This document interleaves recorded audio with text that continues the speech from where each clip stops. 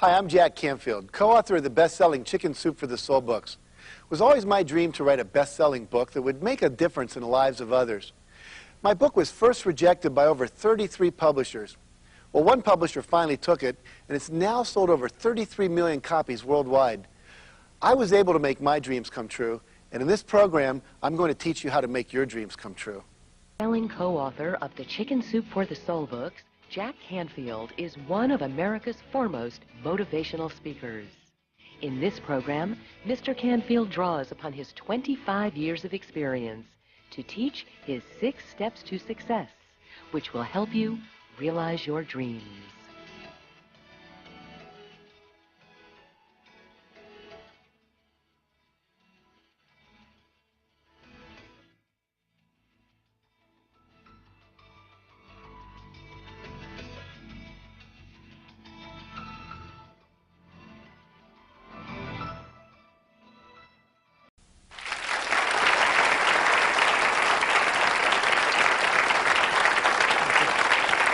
Thank you. Thank you. So let's jump into these 6 steps of success that we're talking about here. Step number 1, you have to decide what you want. Now that sounds so obvious, but so many people go through life not being really clear about what their goals are, what their vision is, what their dream is. I have a cartoon at home that I have above my desk, and it's a cartoon of 2 spiders sitting at the end of a sliding board, the kind that kids slide down. There's a big spider web across the place where the kids would come off. And one spider's looking at the other, and he says, you know, if we pull this off, we'll eat like kings. And even though it's a little gross, it makes a point that I want you to have a big vision, a big vision. I want you to go for everything that it is you want in life, and to get in touch with that from your heart. See, we were told, a lot of us, you can't have that, you can't do this. Forget all that. If none of that mattered and anything was possible, what would you want? So one of the phrases I have is ask what, not how. Because many of you don't know how you're going to get it. And if you don't see how you can achieve it, then you're afraid to commit to it. Well, I can't see how to have a perfect relationship with my husband, so I don't want to commit to that because I don't want to be a failure. I can't see how I could ever get medical school given the income we have, so I don't want to commit to that. What I'm going to teach you here is if you'll make the commitment and do these other steps that we're going to talk about, the how will show up along the way. See, in my ideal vision, there's no drive-by shootings in Los Angeles. In my ideal community world, there's no hunger. There's no illiteracy. There are no gangs. People say, oh, that's impossible. Well, it's only possible if we start to visualize it, decide this is what we want. And once we commit to it, as I said, the how will show up. And finally, are there any accomplishments you want to have before you die? Maybe you want to get that PhD, want to write a book, or publish a letter to the editor in the newspaper, or make that trip around the world, whatever it is for you. Now, don't let your mind tell you it's not possible. I want the inner child in you, you know, the one that says, come on, Mommy, I want to buy that. You go, we can't afford that. Okay? I want the little kid in there that thinks anything is possible to decide what you want. And the spiritual part of this comes in, I believe, that in your heart, you really know what's for your highest good. And if you let yourself go there, then you're going to be lined up, the old not thy will, or not my will, but thy will. And so I want that energy to come through as your life purpose. And we can't go into that in like great depth in a small seminar here that we have in terms of time. But again, this is not about your ego needs. It's about what you really need to do to feel fulfilled, to feel filled full of yourself. And if you'll go there and trust yourself, then you get a level of satisfaction you can't believe. The last part of this is you got to tell other people what your vision is. Now, a lot of teachers out there say, oh, don't tell people what your vision is because they'll rain all over your parade and then you'll lose your enthusiasm. Remember, surround yourself with positive people. And if someone does rain on your parade, just say thank you for your contribution, right? Because they're doing the best they can to be of value to you. Maybe they think that you can't do it. Just say thank you. Move on. Go to someone else, okay? But as you start to share your vision and your dreams with others, some people are going to go, I have that same dream. I'll help you. Martin Luther King stood up and said, I have a dream. And a lot of other people went, hey, I share that dream. Let me line up. I'll march with you. And eventually, some things started to happen in terms of fighting racism in our culture. But it had to be someone that stood up so other people could attract to it. And you'll be surprised who will become attracted to your dream.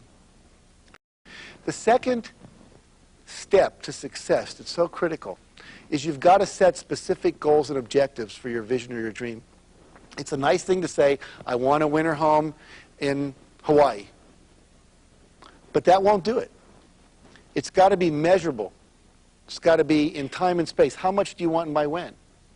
Now, let me give you a good example of this, why it's so important to make a list of goals. I tell people in my seminars, you want a goal or an objective, a measurable thing for every part of your vision, and I think you want to have 101 goals. I mean, really go for it.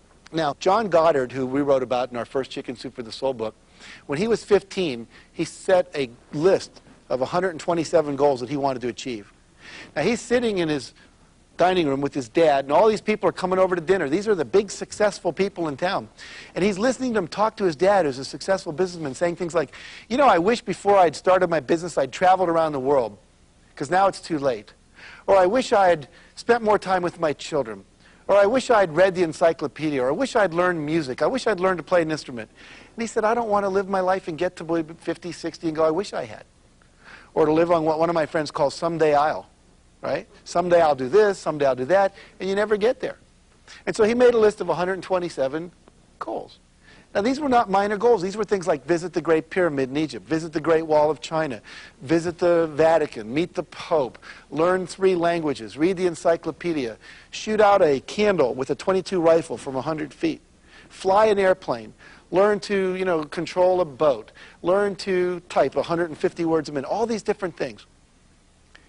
And he's achieved 115 of those 127 goals. The last one he just accomplished was learning to play polo. Now, the guy's in his 70s, and polo, I understand, is a pretty strenuous sport. In his polo class was Sylvester Stallone, the actor. What a neat life. I mean, this guy's the real Indiana Jones, right? He's doing all this stuff out there. His next goal that he's training for is to start at the mouth of the Yangtze River, or the beginning of it, and sail all the way down, all the way through China. And he's getting ready to go do that. So he wakes up every morning and he knows exactly what he's working toward. He's got a blueprint for his life. What about you? Do you have a blueprint for your life? And if not, why not? Let's look at this idea of specificity for a minute. Like a winter home in Hawaii. Very nice. But if I say, I will own a 2-bedroom beachfront villa on the west coast of Maui, Hawaii by June 1st, 2003, does that sound a little more clear? Yeah. And until you get specific like that, the creative part of your brain won't jump in and decide how to help you get there. And that's why a lot of people never get their dreams, because they don't make them specific enough. You got to get real nitty-gritty. Break it down. How much by when? I want a better relationship with my husband. Well, what does that mean? But if I say I want to spend an hour a week sitting opposite my husband talking about real things that matter, no TV on, eye-to-eye communication. Now that we can measure. Did you do it for an hour? Want to have more fun. What does that mean? But what if I say I'm going to listen to comedy albums twice a week for a minimum of an hour? You're probably going to have more fun. So make it specific. Make it real. Some people say, you know, I want our business to increase. Well, how much? By when? I want the reading scores to go up in a school. How much? By when? Until you have that, you're not going to make progress. And so many people's dreams never get completed because they're not clear about the specific number of how much by when. I told you earlier in the program, we said we're going to sell 1.5 million books in a year and a half. And that directed our behavior. Recently, we just said we're going to sell 1 million books in one day. And we had 101 bookstores involved in a book signing. We're going to try to be in the Guinness Book of World Record for the largest book signing ever done. Now, I don't think we sold 1 million books. Maybe we sold a couple 100,000. But by holding that question and trying to figure out how to do it, it moved us toward that goal. Now, maybe it'll take us 2 years to figure out how to sell 1 million books in one day. But it gets the thinking to expand out into that arena. Is this making sense? Okay, so you want to have those goals. Now, the other thing you want to do is break your goals down. Many of you have big goals. End hunger in the world. That's a pretty big goal. You know, have world peace. Achieve a certain level of spiritual oneness with God or life. Big goals. When you first look at it, it's kind of overwhelming. But what if we were to break that down into little steps? It says, okay, I want to go to college and get a PhD. Gosh, I'm only a high school student. But the next step would be finish the math class, get an A in this. Write for a brochure from a college. Get a catalog. Pick 1 or 5 colleges that I want to apply to. You know, just keep breaking it down to little steps and then figure out how to get all those steps done and put a date by each step. And then start doing the plan. Someone said if you fail to plan, you're planning to fail. Does that make sense? Yeah, absolutely. One of my friends said, success by the yard is hard, by the inch, it's a cinch. So we just break it down into small pieces. I was reading the Guinness Book of World Records because we were thinking about being in there, and this guy set a goal to eat an entire bicycle. Tires and all. Now, how do you do that, right? Well, it took him 17 days. But what he did is he kept cutting the bicycle up and then melting it down into little swallowable pieces, and he ate them. I don't know how much stayed in, but he ate them, right? But the point being, anything can be done if you break it down small enough. Make sense? So don't let the bigness of a goal overwhelm you. Now, finally, what's the purpose of all this? The purpose of all this is not to get the $1 million, the Rolls Royce, the best-selling book, all of that. That's nice. But have you ever known people that had all that and weren't really happy? And have you ever known people that had all that and then lost it? You know, Donald Trump was really wealthy for a while, and then he lost it, and now he's coming back and all that. Well, that happens. It's not the result that's important. It's who you become in the process of achieving the result. Jim Rohn said, set a goal so big that in the process of achieving it, you become someone worth being. Isn't that an interesting concept? Because it's not the result. If you set a big goal, 3 things are going to show up in your life. One is called considerations, all the thoughts about why it's not possible, all the fears that you have about going out there and doing that thing. And finally, there are real roadblocks out there in the world. There are laws and things that maybe that it's not legal to do that yet, or it's not zoned for that, or all those kind of things. And you're going to have to learn how to overcome those roadblocks. And to learn how to quiet the considerations in your head, and learn how to overcome those fears. But have you ever done something that was really scary, and then the next time you did it, it wasn't quite so scary, and then the third time was, and pretty soon it's no big deal. Like the first time I did TV, it was scary. Now it's not such a big deal. But you have to go through it, right? And when you're done, you get to have something in your life called mastery. And that's the goal. The goal is mastery. Mastering your fears, mastering your thoughts, mastering your behaviors, so that you can do anything you want. That can't be taken away from you. A friend of mine's house burnt down. He was an author. Lost all his manuscripts, all his research, his computer melted, everything. Nothing was saved. And you would have thought maybe he'd have committed suicide at that point, but he didn't. What did he do? He said, look, everything I learned about being an author is still in my head. You can't take that away from me. I know how to talk to editors. I know how to write. I know how to outline. I know how to write book proposals. I know how to go on talk shows. I'm no longer afraid of that. So what you want to do is create goals that are so big and so full of your heart that when you achieve them, even if you lose the result, the best-selling book, they always fall off the bestseller list. My publisher over here will tell you that. They just don't stay on there forever. But the reality is you become a master in life. Now, step 3 is you've got to visualize the results that you want. This is probably the most important step of all the 6 steps. Maybe the second most important. It's one of the top 2. What does that mean? You've all heard people say, visualize the goal as if it's already achieved. Think about this. Have you ever known a kid, like a high school kid, he's into skateboarding or something, and you go into his room, and the whole wall is covered with pictures of skateboarding? It's like he's surrounding himself with this image of what he wants. People say, I can see it so bad I can taste it. You ever heard that phrase? Yeah. Well, they literally can see it. And because they can see it, it creates something inside of them that moves them toward the goal. Let me demonstrate this with you. Could I have everyone stand up right where you are for a moment? And you at home, would you stand up too? Good.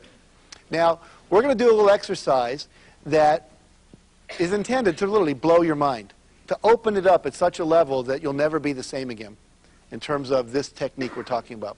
So what I'd like you to do is just watch me for a minute, and then we'll do it. In a moment, I'm going to ask you to put your right arm out in front of you and have your feet about 12 inches apart, nice solid stance. And then I'm going to ask you to turn as far as you can. And when you can't torque your body anymore, notice where your hand is pointing. Mine's right to the right-hand side of that pillar there. And then look to what's to the right and left. I see the blue window. I see the wall there with the painting on it. Get a clear picture and kind of lock that in like a photograph. Okay? Pretend there's a little laser beam pointing off. Now, if you're turning here in the studio and there's somebody there, bend your elbow, keep turning. Don't whack them in the head, but also don't stop. I want your turning to only be stopped by your inability to torque your body any further. Okay? Everyone ready to do this? Put your right arm up. And go ahead, turn as far as you can. And when you can't turn any further, notice where your hand's pointed. See what's to the right, what's to the left. Get a real clear picture. And then come on back to the middle. and lower your arm. Okay, good. Now, if you're willing, what I'd like you to do is to close your eyes. Close your eyes. And just imagine that you're lifting your arm up. Imagine you're moving it across your body the same direction you went last time. This time, when you get to the spot where you stopped, you're going to go another foot or two further without any stress, no strain, no pain, no effort. You're just able to go further. Notice where your hand will be pointing now. Use the power of your imagination to create a very vivid, clear picture. Make it real, make it vivid, make it clear, make it bright. Excellent. Then imagine moving your arm back to the middle, down to your side, and go ahead and open your eyes. Okay. Everyone, raise your right arm again. And we're going to turn again. This time, go as far as you can. See how far you can go. And then come on back to the middle. And by show of hands, how many of you went further? No, no, no, no, no, no, no, no. Okay, take a seat for a minute, and we'll talk about why that happened. Okay, good. Now, let me explain what happens here. You had in your mind an experience of reality called how far you went, right? And then I asked you to put a picture in, we'll call it the vision, of something you wanted, which was to go further that you hadn't really experienced. And when you hold those two in your mind simultaneously, it creates something in the brain called structural tension. It's a mental tension. That mental tension wants to resolve itself. It can only resolve itself one of two ways. Either you give up on the goal, or the goal has to become real. Now, what happens in your brain when you do this, and you hold that structural tension, remember we talked disciplines of success? This is something you do every day as a discipline.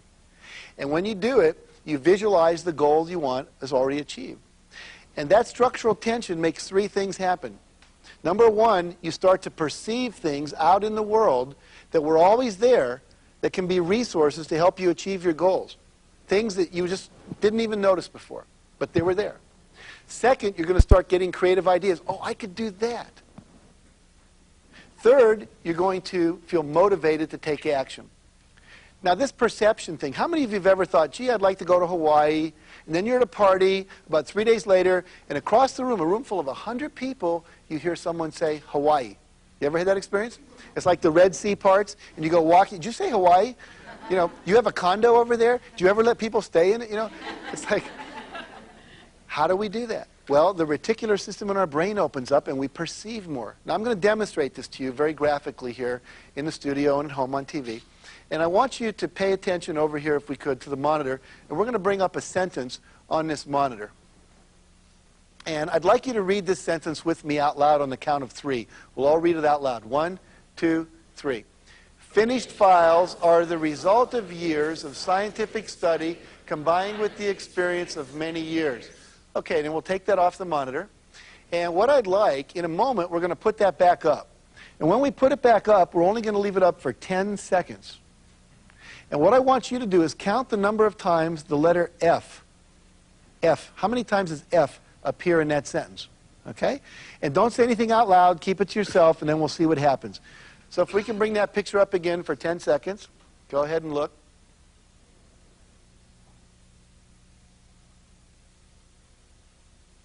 Okay. Now, by show of hands, how many of you counted 3 F's in that sentence? Can you raise your hands? Okay.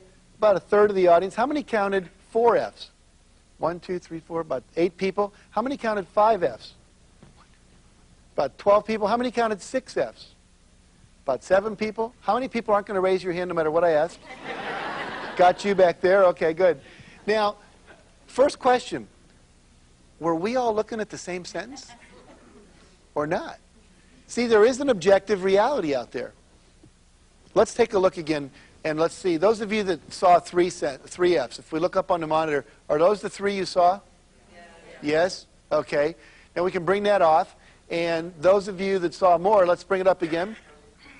Now, if you look, there are 6 F's underlined in that sentence. You hear that? Oh. That's what we psychologists call the oh my gosh reaction, you know? Okay. Now, here's the deal. Just because you didn't see the extra F's, does that mean they're not there? No, they're still there whether you see them or not. Do you think some people see more resources out in the world than you do? More solutions to problems? More entrepreneurial opportunities than maybe you do? More people that look friendly they could get a hug from? More money that's available for loan? See, everything's out there. All the solutions to your problems exist, but we don't see them. And partially we don't see them because we've never learned this concept of how to get our brain to open up and let this reticular system in the back let that information in. Did you ever drive down a street and notice a house and go, where'd that come from? And your husband or wife goes, honey, that's been there for 3 months. You know? And literally you just didn't see it. It was like a blind spot. But what happens when you learn this technique, all of a sudden you start seeing more. 1983, the Australian sailing team had never won an America's Cup, ever. And the coach had a new idea. He said, let's try this visualization stuff. And he made a tape. And on this tape, he did a narration of the Australian team beating the American team. And it was something like, you know, we're going around the last buoy, we're 3 boat lengths ahead of the Americans. And they had all the sound effects in the background. The wind and the sails and the water going by and the little lines hitting the mast and all that stuff that you associate with that. And this tape went on for about 20 minutes. It was a little faster than the actual race. And they would imagine beating the Americans. Now, he made the team listen to this tape every day, twice a day, for 3 years. Someone just said, oh my gosh. Now, when they finally went to race the Americans, it was like, not them again? How many times do we have to beat these guys? It was like, of course we can beat the Americans. Their whole attitude was totally different. And in fact, they came in and they won the America's Cup. So the idea is that you can use this in any aspect of your life, whether it's sports, whether it's, you know, losing weight, whether it's getting better grades in school, learning to read, whatever. When we come back from the break, I'm going to show you how to use this power of visualization in education. I'm going to show you how it was used, for example, in New Orleans, to take a school where the dropout rate was 86%. The kids never graduated high school, and they turned that around in 5 years to 16%. Using this technique. So stay with us. Come on back.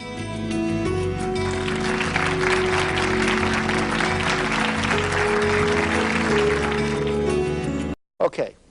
Let me demonstrate to you, more than anything I can think of, the best way to do it, the next step.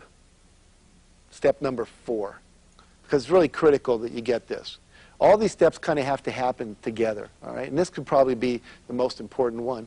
The one that if you were to do this alone and pay attention to the feedback would probably get you where you want to go. I have here in my pocket, I believe, a $50 bill. If this $50 bill were available, and it is, I'm going to show you the one secret that separates winners from losers more than anything else. Okay? So if this was available, who would want it?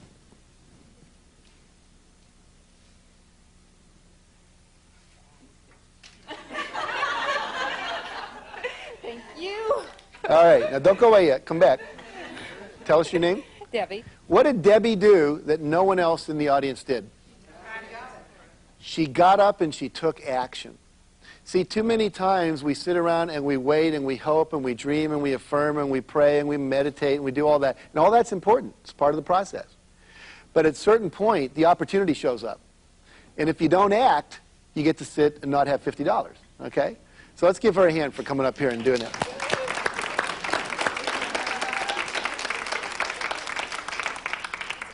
So step number 4 is what? Take action. Take action.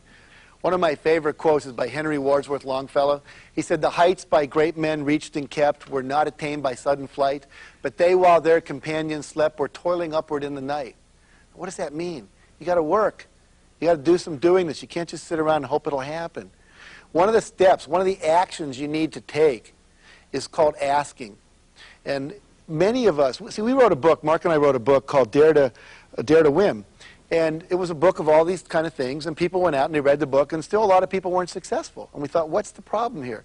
And as we began to analyze and interview people, we realized that one of the main things that was blocking most people was the fear of asking for what they wanted.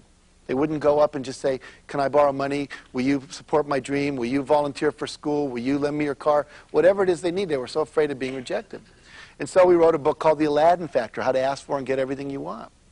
And we were doing all that research. We ran across a girl named Marquita Andrews.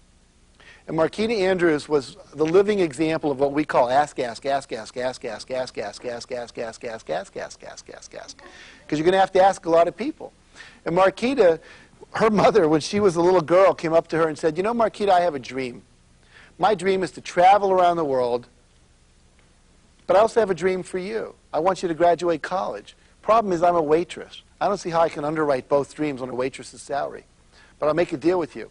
If you'll go to college and agree that after you graduate, you'll take 25% of your income for the first number of years and put that in savings to send me around the world, then I'll pay for your college education.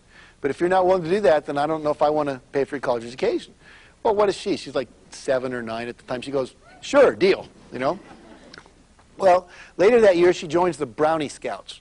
And the Brownies are part of the Girl Scouts, and they came out with their annual cookie drive. And they had a contest that year. Girl who sells most cookies wins trip for 2 around world. Marquita says, I'm getting out of this one easy, right? So she starts selling cookies like you can't believe. Now, in her first year as a Brownie Scout, she sold 3,526 boxes of Girl Scout cookies. Someone just said, no way. Most women who've sold Girl Scout cookies, if you sell 300 or 400 boxes, that is a big deal. 3,526. How'd she do it? Ask, ask, ask, ask, ask, ask, ask, ask, ask. She lived in New York, high population concentration, right? She would go into high-rise apartment buildings and condos, and as people would come down in the morning and back from work, she would just be there. Did you buy your cookies yet? Did you buy your cookies yet? Well, you want to buy some cookies? And if she bought one, they said, well, you want to buy 2? Don't you know people? She would just ask, ask, ask. Then one day, she finds herself at 14 years old. She wrote a book called How to Sell More Cookies, Condos, Cadillacs, Computers, and Everything Else. And she was the keynote speaker at Radio City Music Hall to the $1 Million Roundtable of insurance salesmen, all people who'd sold over $1 million in commissions and all this stuff. And she's up there talking to 1,000 people. At the end of her talk, she says, I want you all to look under your seat. You'll find a 3x5 card. Take that out and write a number between 5 and 10 on the card.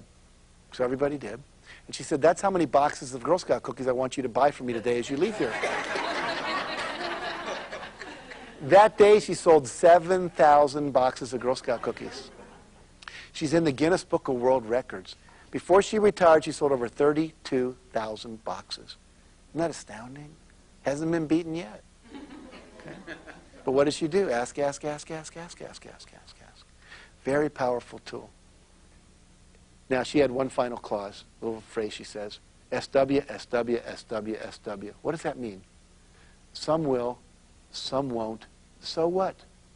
Someone's waiting. So if you ask enough people, eventually someone's going to say yes.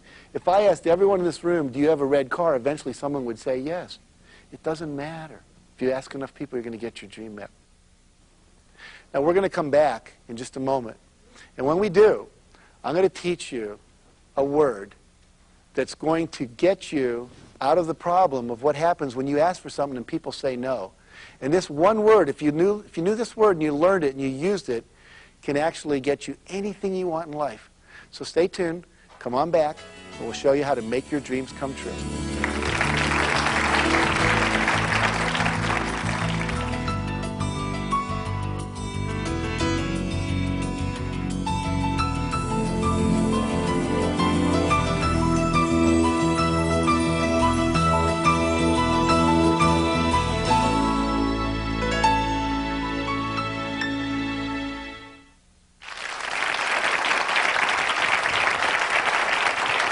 Thank you. Thank you. Okay. Thank you. Now, I said before the break I'd teach you one word, how to deal with no when you get a no from somebody. And again, I'd like you to write this down, write it in your brain if you don't have anything to write it with on paper and so forth. And here's the word. It's very simple. When someone says no to you, what I want you to say to yourself real loud inside your head is the word next. Let's just practice that. So if I say no, what are you going to say? Next. Absolutely. One more time. No. Next. Now, what does that mean? Ask somebody else. Absolutely. How many people live on the planet? 5 billion people. Someone wants to do what you want to do.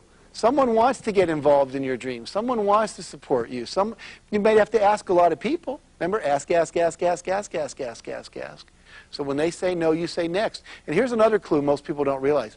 If you ask somebody and they say no, does that mean you can never come back and ask them again? No. Little kids are so good at it. Mommy, can I go to the store with you? No. Oh, come on, Mom, please let me go to the store with you. They go away. Mom, you are going to let me go to the store with you. And they wear you down, you know. So that's another thing you can, next time can be, right? So don't let no stop you. No just means get creative, get going. Now, what stops people from asking? What stops people from doing? It's something called fear. We're all afraid. We're afraid we're going to look stupid. We're afraid we're going to get rejected. I love this person who did the acronym FEAR, stands for fantasized experiences appearing real, or false evidence appearing real. Because when you close your eyes and you fantasize something like you're not going to be able to pay your bills, or they're going to take your house, or you're going to flunk out of school, then your body reacts like it's real. I was flying to Orlando in a plane not too long ago, and this woman was sitting next to me, and as we took off, she started like lifting herself out of the seat. I said, "What are you doing?" She said, "I'm making myself lighter so the plane will take off." Now, I knew we'd had a failure in American physics education, right? And I also noticed her knuckles were all white, and I said, "Are you a little afraid?" She says, "Yeah, I guess I am." I said, "Well, where you're headed, Orlando, I guess that's where I'm going, you're going." She says, "Yeah." I said, "Where are you going down there?" So I'm going to Disney World to visit my children. They're going to be there, and my grandchildren. I said, "Well, close your eyes for a second. Indulge me. I'm a psychologist." She said, "Okay." So she closed her eyes. I said, "What are you imagining right now?" She said, "Well, I see the plane blowing up in a fireball at the end of the runway." I said, "Well, no wonder you're scared. You know, this would make anyone crazy." And so then I had her close her eyes and imagine being at Disney World. And I said, "What's your favorite attraction?" She said, "It's a small world." So I said, "Imagine you're in the little thing and you're going through It's a Small World and all the little people are dancing and singing." I actually started going, "It's a small world anyway." Da, da, da. And all of a sudden she relaxed, her breathing deepened. And this was what was so powerful. Nothing outside of her had changed. We're on the same plane going down the same runway. But what she changed was her response. She started visualizing a positive outcome rather than a negative outcome. And her physiology reacted. Same thing we've been talking about all along. Now let's look at this fear. The biggest fear I think that stops most people from asking is the fear of what? Rejection. So let's say that I ask, what's your name? I go over to Susan. I say, "Susan, would you have dinner with me tonight?" And let's say she says no. I go, "Oh."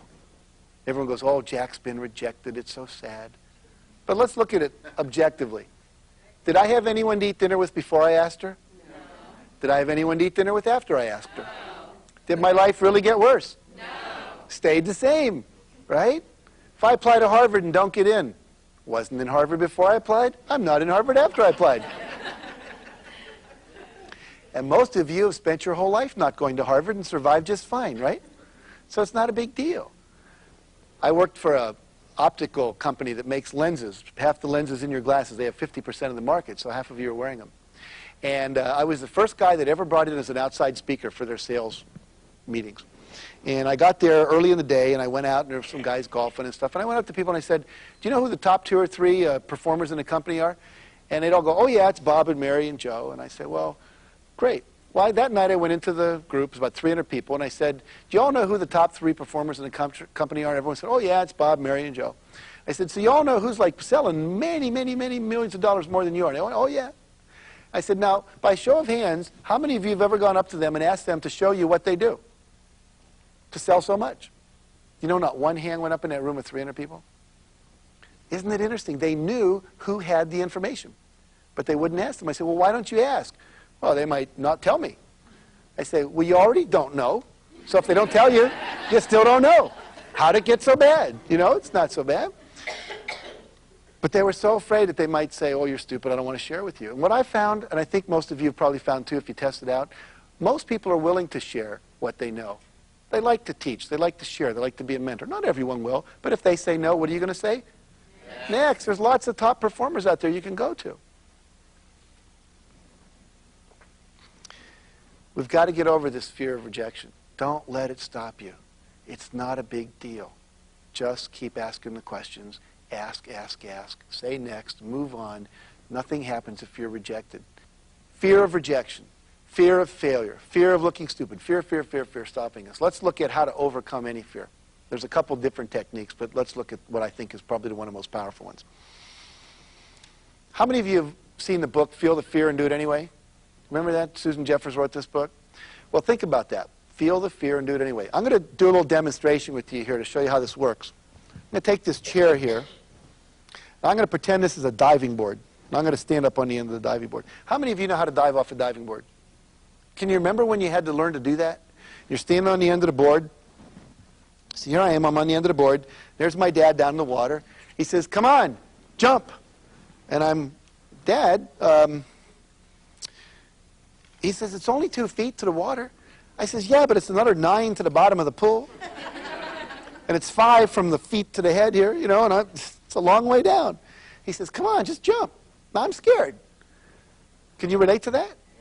How many of you at that point said, you know, Dad, I think I'm going to get off the board, go see a child psychologist, going to deal with my fear of jumping into liquids from high places, and when I handle that, I'll come back and jump in. Did any of you do that? No, what did you do? You felt the fear, and you jumped anyway, right? And this is really the principle that works for anything in life. You're going to feel fear. It's going to show up. So what? Most people let fear stop them. They say, well, obviously, then I shouldn't do this thing. I'm going to say to you, feel the fear and pretend it's like a 2-year-old. Take the 2-year-old with you. You know, it doesn't want to go certain places, first day of school. So what? Take it. You're the adult. Treat your fear like a little child. But don't let it run you. You're bigger than that. You're bigger than that. The mastery comes from what? Handling the fear. Now, I had a teacher, very profound spiritual teacher, teach me once how to take this and even make it deeper. So here's what I'm going to teach you to. I want you to take your fingers and join your 2 forefingers together like this. Everyone do that? Okay. And what I want you to do is repeat after me. Is everyone ready? Okay. Goes like this. A little chant. Goes like this. Oh, everybody. Oh, what the heck? Go for it anyway.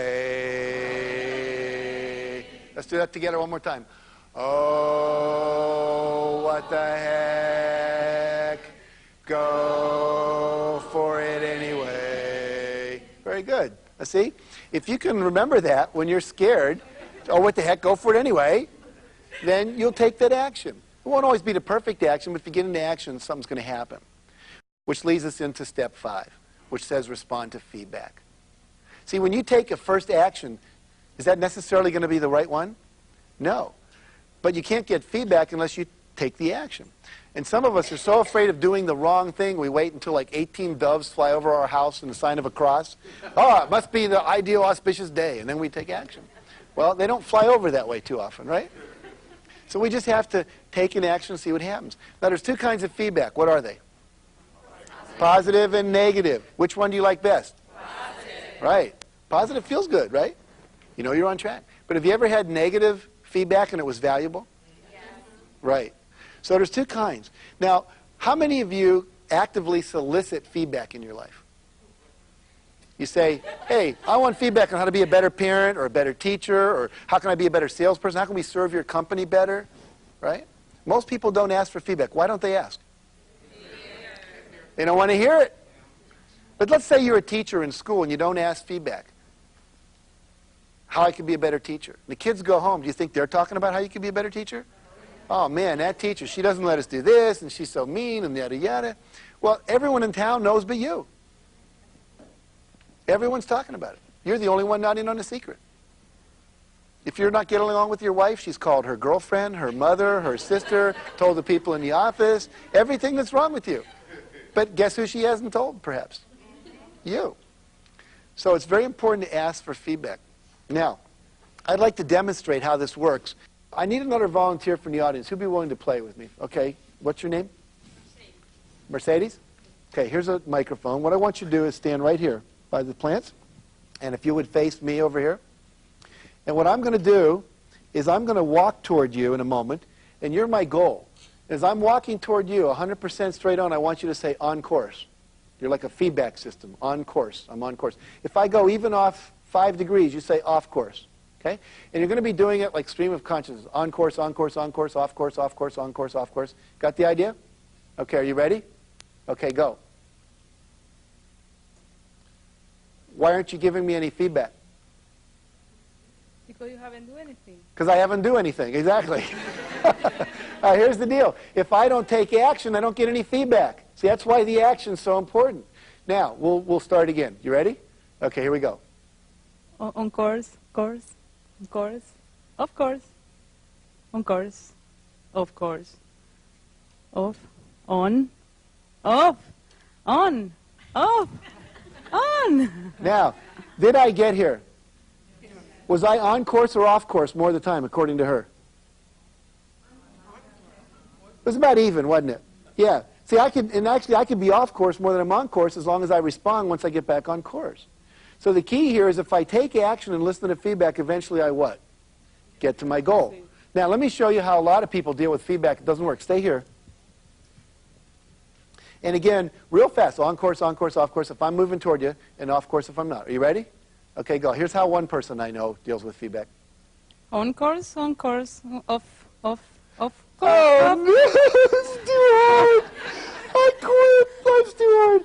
Now, do you know anyone that gets negative feedback and then they instantly just cave in? Yeah, so you've seen that. Here's another way people deal with negative feedback. See if you've ever seen this one. Are you ready? Okay, here we go. On course, off course, of course, of course. Bitch, bitch, bitch. You are so negative. Can't you say anything nice? Now, have you ever seen anyone get angry at the source of feedback that was really useful for them? Exactly. Sure. Now, here's how one person I know, he actually bankrupted 3 companies, 3 divorces. This is how he deals with feedback. Ready, Mercedes? Yes. Okay, here we go. Of course, of course, of course, of course. Right? His favorite phrase was my way or the highway. As long as you live in my house, you'll live by my rules. He was not open to feedback because he would rather be right than successful. Do you know anyone like that? Yeah. Let's give Mercedes a hand for volunteering. Thank you. Thank you. So the key here is to what? Ask for feedback, and when you get it, listen to it, then correct, and keep moving toward your target. Step number 6, the last step. Perseverance. Keep on keeping on. Never give up. Never give up. If you've got a goal that's important in your heart, don't give up. As I said earlier, we would have self-published our book if no one else would have published it. You've got to have that kind of commitment to your goals. You may not know this, but the average millionaire in America goes bankrupt 3.5 times before they become a millionaire. I don't know how you go bankrupt a half a time, but you can do that statistically. Walt Disney went bankrupt 5 times. Henry Ford went bankrupt 3 times. Remember, we did Chicken Soup for the Soul. 133 publishers said no. When they did, the guy that wrote the book, MASH, that became a TV show, it took him 7 years. He was a high school teacher. He wrote at night. Remember, persevere a little bit every time. Break it down. Every night he wrote. What happened? Turned down by 18 publishers until Morrow bought the book. Jonathan Livingston Seagull, turned down by 19 publishers. Louis L'Amour, the great author, has 200 books in print. Got 300 rejections before he ever sold a piece of writing. Alex Haley, who wrote Roots, got a rejection slip every week for 4 years. 200 rejections before he sold his first piece of writing. See, it takes perseverance. Fred Astaire goes in for his first screen test. What do they say? Can't act. Bald. Dances a little. He had that framed in his living room after he went on to become what? One of the greatest dancing actors, singers we've ever seen in their history. You don't let other people determine. You persevere. You hang in there. So if you'll make your dreams a priority, and if you'll surround yourself with positive people, if you take 100% responsibility for your life and decide exactly what you want, and set specific goals and objectives, and visualize your goals as already completed, take massive and repeated action to respond to feedback, make corrections, on course, off course, and never give up, and I promise you, you'll start to live an amazing life full of dreams come true. Now let me